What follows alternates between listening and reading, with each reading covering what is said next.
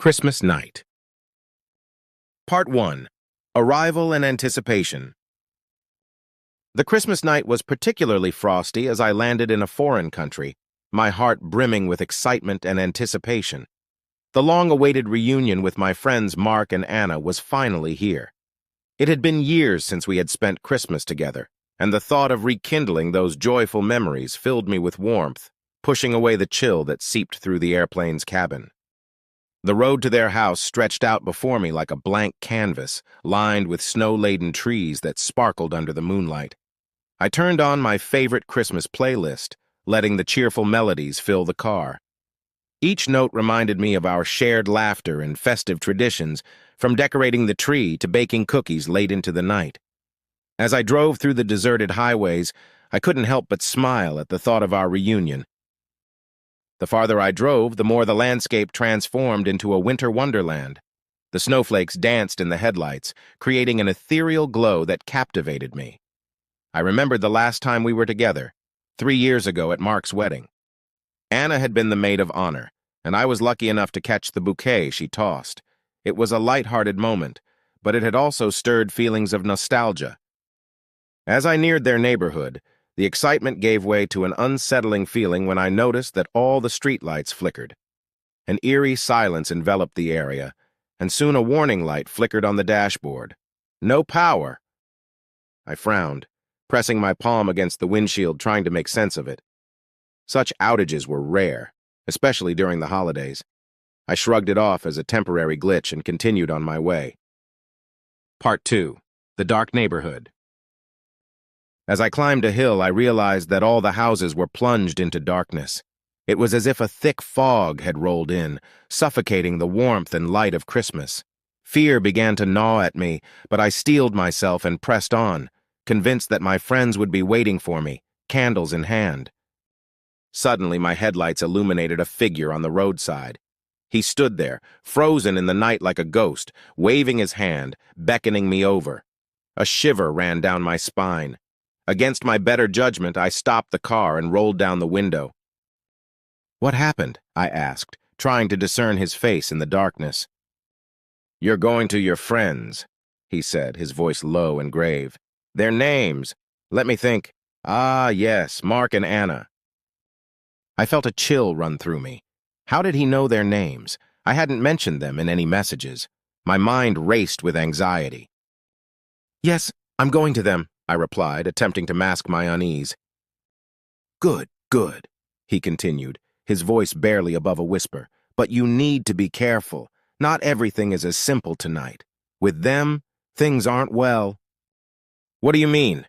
I pressed, the cold sinking deeper into my bones. The warning light was flashing in my mind, but I needed to know more. "Strange things happen in this area," he said, lowering his voice, glancing around as if expecting someone to overhear. "You shouldn't have come. It's not a good night to be alone."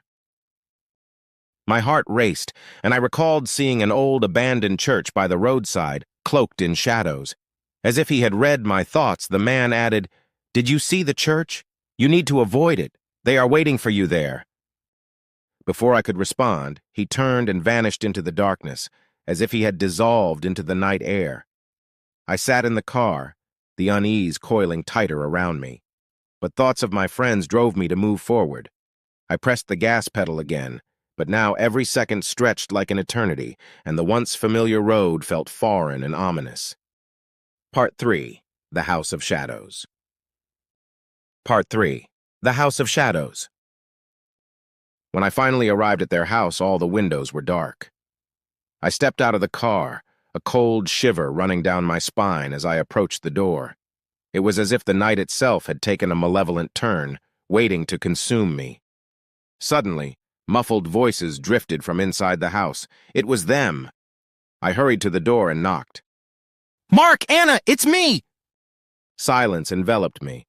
I knew they were home, but their absence of sound amplified my rising anxiety. Just then, Anna appeared from the shadows, her face pale, her eyes wide with fear. "You shouldn't have come!"